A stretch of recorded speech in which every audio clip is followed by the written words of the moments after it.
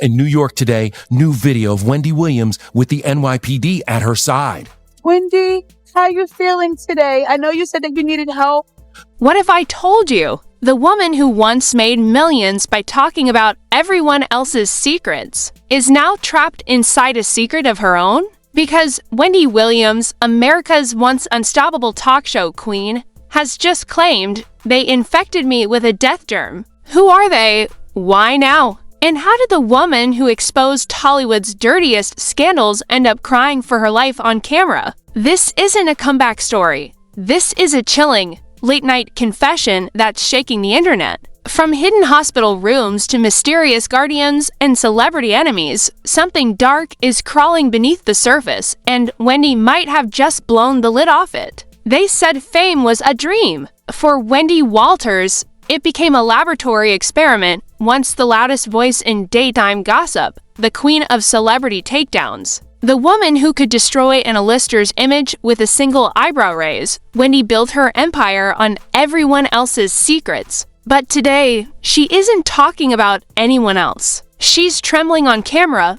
whispering, "They infected me with a death germ. Who are they?" That's the question echoing through the internet like a virus of its own. Comment sections are exploding, podcasts are dissecting every word, and late-night hosts are pretending not to enjoy the chaos. But inside the storm sits a broken woman, claiming that her downfall was engineered. Not accidental, the story begins 2 years ago, when Wendy suddenly vanished from her show's final season. Officially, it was health issues. And officially, that's when the whispers started. Anonymous studio insiders talked about a mysterious group of executives, the Boardroom 9, who allegedly decided that Wendy had become too unpredictable, too outspoken, too expensive. And what does a corporation do with a host who can't be controlled? They control her another way. Cue the rumors, strange hospital visits, sealed medical files, and an experimental wellness therapy funded by a company that also happens to invest in. Bioresearch? Convenient coincidence? Or a perfectly scripted corporate cover-up? Then came the leaked voice note, a 10-second audio clip where a woman sounding exactly like Wendy moaned, "They're giving me shots I didn't agree to. Was it real? Was it AI? No one knew." But by the time digital forensics stepped in, the clip had already racked up 50 million views and 1,000 conspiracy videos. The hashtag #DeathGermGate was born, and with it, an entire online movement demanding answers that no one could actually provide. Meanwhile, Wendy's once golden image started to mutate. Tabloids that used to beg for her attention now published headlines like "Wendy Walters loses grip on reality, former." Colleagues dropped vague comments about mental fatigue, and a new player entered the scene, a legal guardian named Sabrina Morin, appointed by a private court to protect Wendy's well-being. The internet, of course, didn't buy it for a second. Every paparazzi photo told a different story. Wendy looking disoriented outside a clinic. Wendy staring blankly from the backseat of a black SUV. Wendy trying to wave at fans while someone in a gray suit pulls her away. Each image felt like a frame from a thriller, the host who knew too much. But what exactly did she know? That's where the theories turn radioactive. Some claim Wendy had recordings, secret tapes from her years in the industry, exposing hush-money deals, stage-managed scandals, and pharmaceutical sponsors who used celebrity platforms to push new calming treatments. Others say she stumbled onto something darker, a medical research contract hidden in the fine print of her own show's production deal. Granting access to biometric sampling for stress studies, translation, they didn't just want her ratings, they wanted her blood. Ridiculous? Maybe. Entertaining? Absolutely. Because this is the internet, the modern coliseum where speculation is sport. And Wendy Walters is the new gladiator bleeding for clicks still. One fact nobody can deny ever since her guardian took charge. Wendy's public appearances have been rare, her finances frozen, and her voice silenced. When reporters asked the network about her condition, the response was as robotic as it gets. Wendy is focusing on her health and appreciates your concern. Translation: "We're not talking." That's when an anonymous hospital employee sent an email to a tabloid claiming that Wendy wasn't being treated. she was being tested. According to this supposed whistleblower, the death germ wasn't a literal virus, but a codename for a high-dose sedative cocktail designed to simulate neurological decline. Why? So that a guardianship could be justified and her assets locked under protective custody. Sounds cinematic. It is, which is why YouTube, TikTok, and even serious outlets couldn't resist. Everyone wanted a piece of #DeathGermGate. Half outrage, half popcorn entertainment, commentators replayed Wendy's old interviews, searching for hidden messages. Some slowed her last talk show episode to have speed, convinced she said, "They're coming for me," during a coughing fit. Others claimed to see a reflection of a man in a lab coat in her final livestream. The rabbit hole had no bottom. And Wendy herself. Silence. Until last week, that's when a shaky phone video surfaced, time-stamped at 3:12 a.m., showing a thin woman, wrapped in a hospital gown, sitting near a window and whispering, "They put it inside me." The germ, the death germ. The clip went viral before sunrise. Skeptics called it fake, fans said it was proof, and the studio's legal team said nothing. Nothing at all. Now, the question burning across every platform isn't whether something happened to Wendy Walters, but how deep the rabbit hole goes. Was this just another celebrity meltdown? Or the leak of a system designed to silence the loud? Because if a woman who once ruled daytime television can be reduced to a trembling whisper in the dark, what chance does anyone else have? And that, dear viewers, is where our investigation begins. The morning after that 3 a.m. video, the internet didn't just wake up, it erupted. Screens everywhere flashed the same grainy freeze frame. Wendy Walters, eyes wide, whispering about the germ. And then came the so-called leaks. Someone on a Reddit thread titled "Inside the Death Germ Lab dropped 50 blurry PDFs stamped confidential. They're a Gen Corp. Were they real? Probably not. Did people care? Absolutely not. Because nothing fuels online fire like mystery wrapped in medical jargon. The files claimed that a secret wellness division project NoraGlow was studying cognitive compliance through viral sedation translation for normal humans. We calm people down by scaring them first. One page even listed a test subject labeled WW with a note resistance level high. Additional sedation approved. Within hours, conspiracy channels were playing dramatic music over highlighted screenshots, yelling, "See, WW equals Wendy Walters." They literally wrote it down. Meanwhile, so-called insiders started crawling out of every corner of the internet. A man claiming to be a former production assistant said the studio once stored special syringes in the green room fridge. Another user handle at stage rat9 for Dash insisted Wendy's coffee was always poured from a sealed bottle marked bio sample. And an anonymous voicemail left on a podcast hotline hissed, "Check the wellness contracts, page 13. Page 13 quickly became gospel. No one knew which contract they were talking about, but page 13 trended for 2 days straight. People printed random paperwork, circled the 13th page, and claimed it proved their theory. Even late-night hosts couldn't resist. Apparently page 13 is scarier than page 666, one joked, but while the memes flew, something darker started happening offline. Wendy's old co-hosts received cryptic emails, blank subject lines, just a single attachment showing a black and white photo of an info bag. Some swore the photo came from Wendy's old dressing room.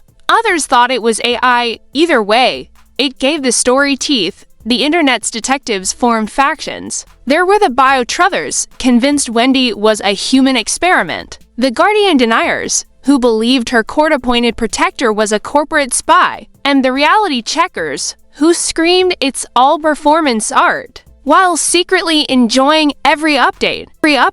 News anchors tried to calm the frenzy. Psychologists went on air, saying the public was projecting its own fears about control and media manipulation. But try telling that to 10 million people convinced they're watching a live thriller unfold. Because by now, every refresh promised a new clue, a screenshot of medical invoices from a wellness spa, a supposed security cam still of a woman in scrubs, and a shaky clip showing a limo driver whispering, She wasn't sick when she got in, and then came the audio drop. An anonymous account called Truth Bell 20-5 released a 6-minute recording allegedly taken inside a private clinic. You can hear machines beeping, footsteps, a woman murmuring, "Don't inject me again." Half the internet declared it proof of the death germ. The other half said it was ripped from a movie soundtrack. Either way, engagement skyrocketed, and that's what the algorithm really worships. While everyone argued, Sabrina Morin, the so-called guardian, finally spoke. At least, she tried to.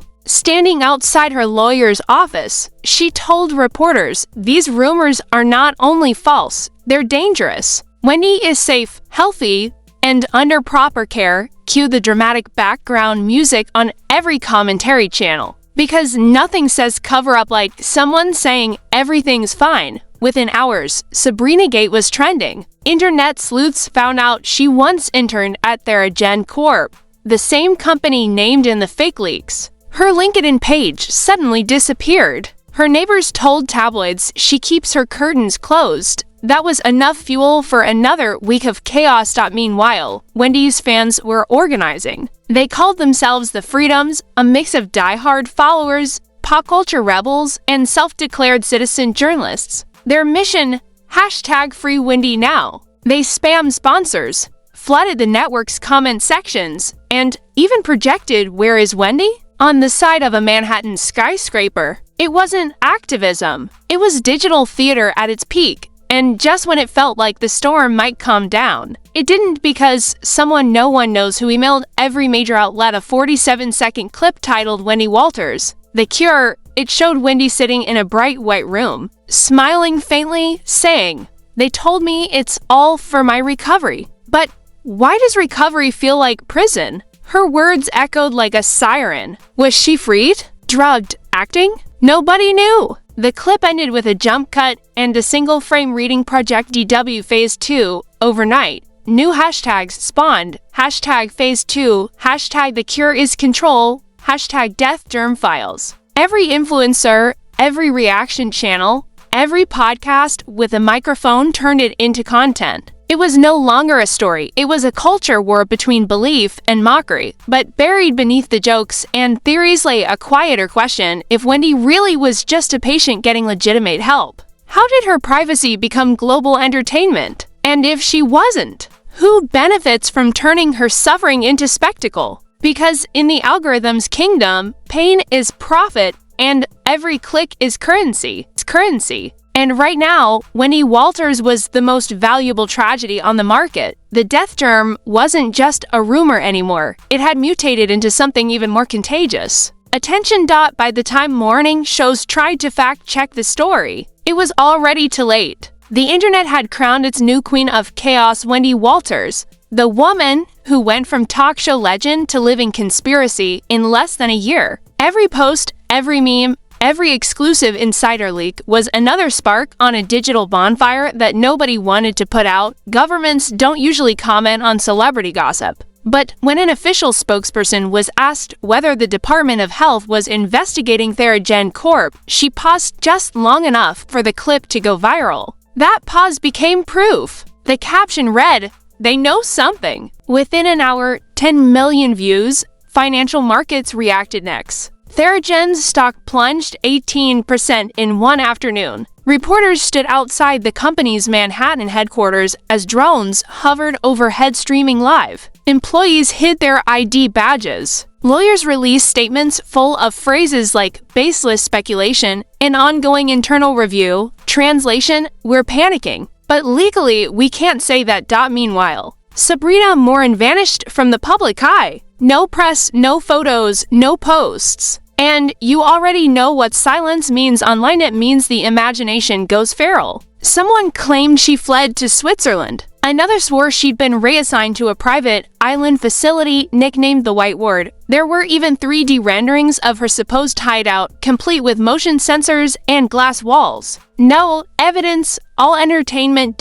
As for Wendy, well, the feed said she'd been moved to a recovery villa, but even that phrase sounded suspiciously luxurious for a patient allegedly battling a death germ. Leaked drone footage showed a woman walking by a pool in a white robe. Was it Wendy? Maybe the zoomed-in analysis videos got more views than her old talk show ever did. Commentators now framed the saga as a moral crisis. They said, this isn't about one celebrity, it's about how easily truth gets infected. Philosophers quoted Bo Drillard. Influencers quoted each other, and everyone pretended to be part of the investigation. The world had turned into a true crime episode with no crime and no truth, only momentum. Then, out of nowhere, a new document drop hit the web. It wasn't from hackers this time, it was an internal memo allegedly from the Network Standards Board, dated 2 months before Wendy disappeared. It read, pending behavioral stabilization of host,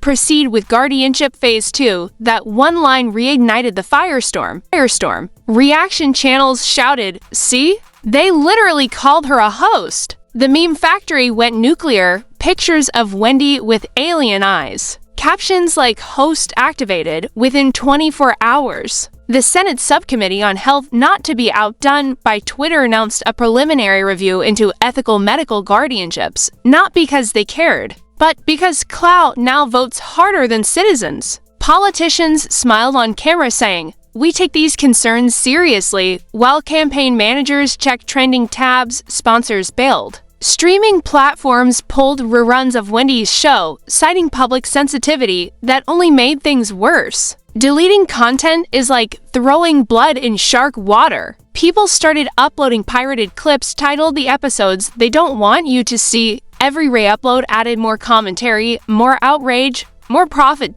And then came the interview. A small independent channel, 2 people, 1 microphone, released a video claiming they'd spoken to Wendy through an encrypted call. Her voice sounded tired, but unmistakable. She said only 4 words, "They can't erase me." That clip shattered the algorithm. Half the internet declared her a hero. The other half screamed deepfake. Either way, it was the biggest digital resurrection of the decade. TheraGen Corp filed for bankruptcy protection a week later. Sabrina Morin's apartment lease was terminated by unknown parties. And Wendy Walters? Gone. No sightings, no statements, no proof of life, just a voice that refused to die. Online. Comment sections turned memorials. She warned us, she's free now. We're next. Podcasters analyzed the phenomenon as if it were a pandemic of belief. Attention is the new contagion, one said. And Wendy was patient zero. They weren't wrong, because even after the networks moved on,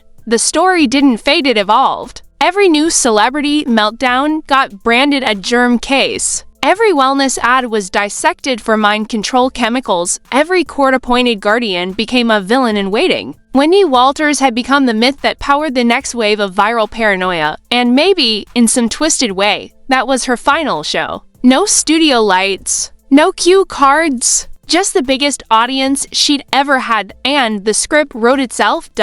As one blogger perfectly put it, she used to expose secrets. Now she is one. So what's the truth? Was Wendy a victim, a rebel, or the world's most committed performance artist? Did anyone infect her, or did we do it ourselves by spreading every half-truth we could click on?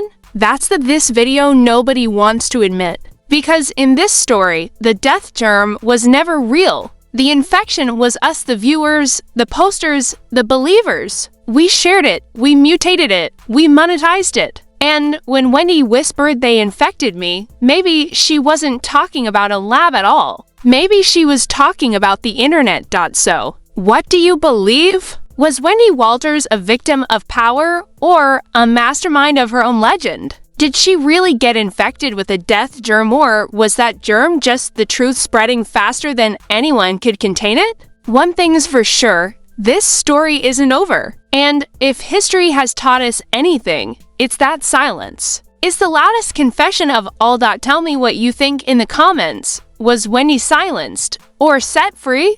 And who's really pulling the strings behind these guardianships? Hit that like button if you're still asking questions, smash subscribe if you refuse to believe the official story, and share this video because maybe, just maybe, the next secret they tried to hide is already trending. Stay alert, stay curious, stay awake. The truth never dies, it just goes viral.